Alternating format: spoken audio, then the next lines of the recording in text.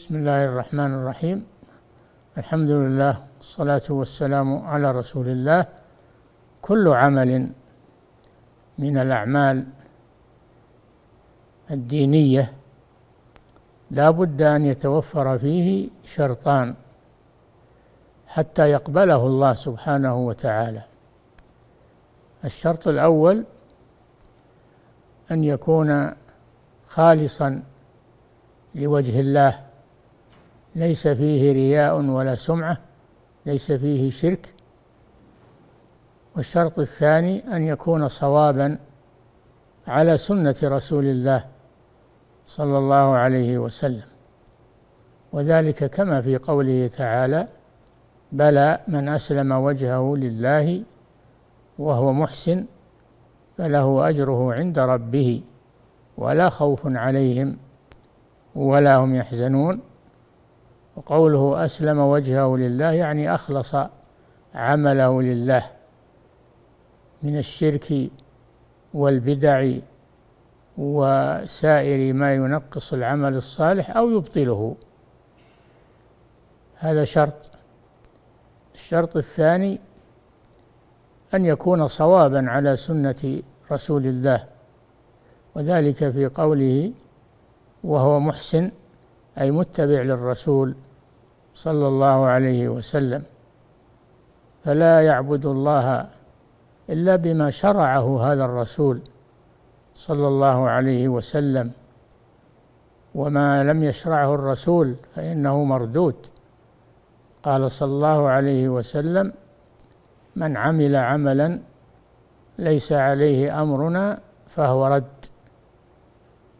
وقال عليه الصلاة والسلام: عليكم بسنتي سنة الخلفاء الراشدين المهديين من بعدي، تمسكوا بها وعضوا عليها بالنواجذ، وإياكم ومحدثات الأمور، فإن كل محدثة بدعة وكل بدعة ضلالة، كل ضلالة في النار.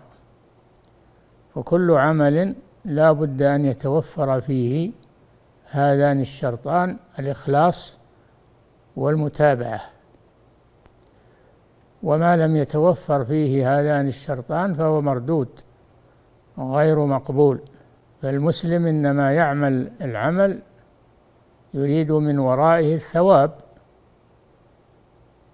فليحقق هذين الشرطين في العمل، وذلك إنما يتم بتعلم العقيدة الصحيحة والسنة النبوية حتى يسير عليها في عمله مخلصا ومتابعا، مخلصا لله ومتابعا للرسول صلى الله عليه وسلم، وإلا فإن عمله يكون هباء منثورا، كما قال جل وعلا: وقدمنا إلى ما عملوا من عمل فجعلناه هباء منثورا.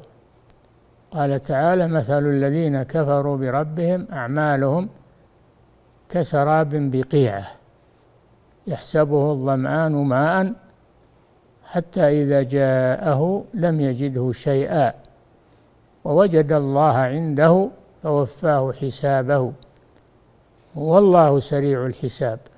والله تعالى أعلم، وصلى الله وسلم على نبينا محمد وعلى آله وأصحابه أجمعين.